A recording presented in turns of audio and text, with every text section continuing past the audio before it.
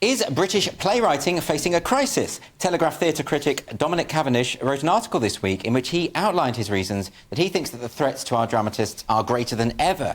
Dominic Cavendish says Arts Council cuts, anxieties about being cancelled and scripts stuck in development are placing a thriving part of British cultural life under threat. I'm delighted to say Dominic Cavendish joins me today. Welcome to the show.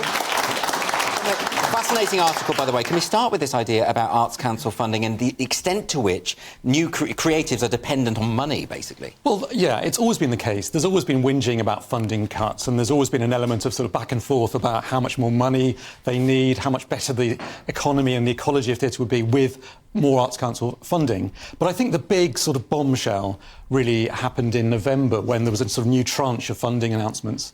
And really major venues, the most prominent one from my point of view being Hampstead Theatre, which is a kind of very prestigious, very long-established new writing venue. It's been there for 60-plus years. It's produced some of the most eminent writers of our time. Michael Frayn's trod the boards there, as it were, and we've had work from Mike Clee, Abigail's Party. I mean, you could just kind of list them all.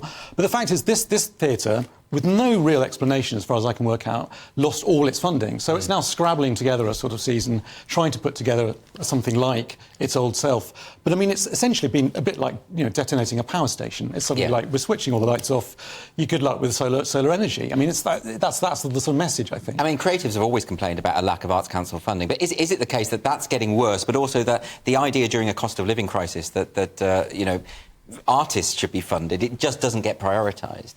Well, I think there's a strange thrust going on here, in the sense that a lot of us have campaigned and argued for more money to go out of London. So there's been this levelling up agenda that's arrived at the same time as the cost of living crisis. So there's a lot of feeling of, well, there's a lack of sympathy in a way for artists. Why should they get public money? But the point of all that public money is to endow that sector with enough resource to take the risks that will create the plays and the experiences that will actually help dynamise the kind of creative economy.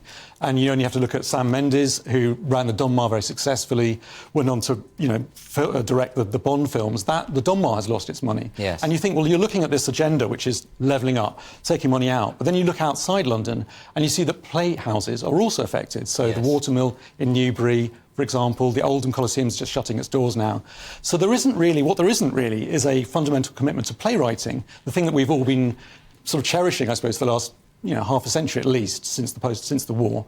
And what's happening now is a sort of emphasis on participation, community, and the arts, I think, in some ways being co-opted in a sort of mission to cohere in some vague way who we are as a nation. So there's lots of laudable sentiments about how everyone's creative and how we've got to come together as, you know, different communities and celebrate our creativity.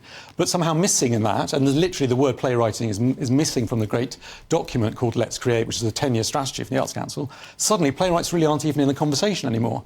And for someone like me, that's just absolutely baffling. And the fewer theatres and production companies that we have and are able to put on shows, it will narrow the scope of what gets put on. I mean, one of the things that struck me about your article is when you quoted David Hare, the playwright, talking about the piety that he finds in so many modern plays. There is a kind of sense of ideological capture within the theatre industry as it stands. In other words, a narrowing of the kind of views that are permissible on stage. And I have to be honest, a lot of the plays I've seen recently feel a bit more like sermons than artistic works. Am I wrong? Well, it's funny, isn't it? Even the writers, some of the theatre community are saying, hang on, what's going on? And I think that's the most significant aspect of this debate, which is that, you know, up till now, last time I came on, I talked about, you know, trigger warnings, content warnings, and most people are in step with that in the industry. They sort of think, well, it's not very harmful to tell people the kind of content of the show. But on this, you're seeing people break ranks. They're actually starting to say, David Hare saying, you know, there's a party problem. David Edgar talked to me, he's a very esteemed playwright who did the Nicholas Nickleby adaptation for the RSC, and said, you know, we need to remind people that plays involve conflict often, dramatic conflict. You need to be able to write opposing views and unpalatable views.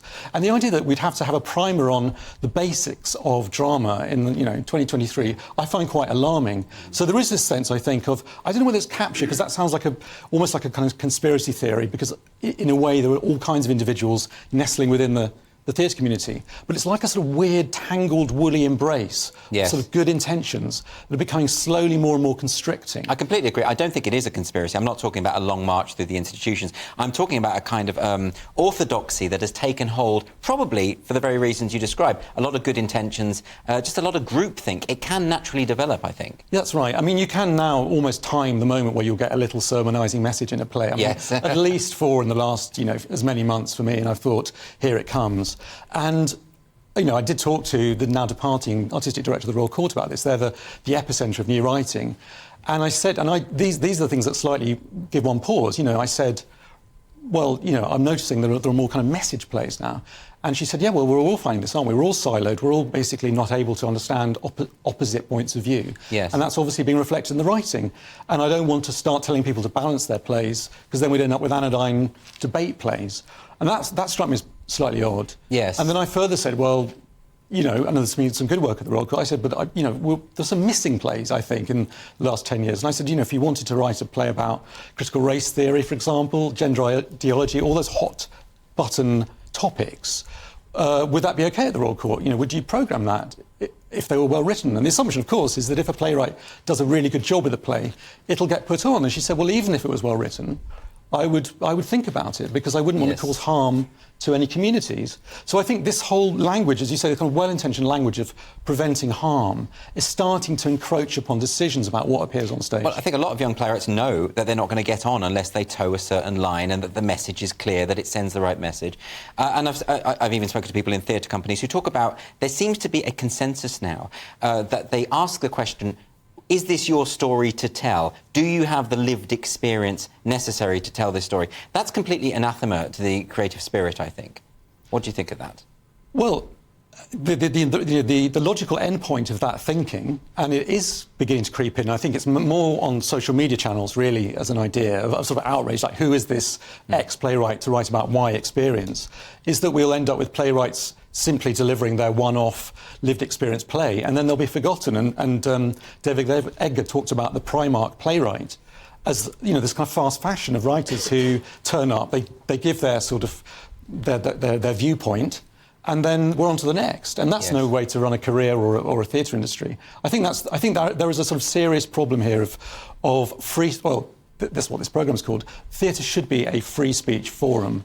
It's becoming a safe space, I think, and there's a lot of anxiety about what people might infer, or how people might get offended by certain pieces of work. I mean, I'm amazed that I'm even having this conversation. 20 years ago, when I was starting out as a critic, we'd just seen one of the most extraordinary bursts of energy in new writing. There's the so-called in-your-face generation. Oh, yes. And they were shocking people left, right and centre. There were unmentionable things happening on stage. It seemed absolutely baked in that what theatre was about in this country, and why it was so lauded abroad, was that it took constant risks, it wasn't afraid. And we've now rode back completely from that to a point where we're now having... I spoke to a playwright who's got a play opening in Bath this week, which is absolutely on the moment, which is about cancel culture in universities, and hooray for him. But, he said, this could be my last play. I'm thinking, this better be good, because it could be my last play. Why are we even having that conversation that writers feel, they could be out on a limb and too far out and off, Well, there's a lot to think about in that, and hopefully we can have you back at some point to talk a little more about it. Dominic Cavendish, thanks very much for joining me. Thank you.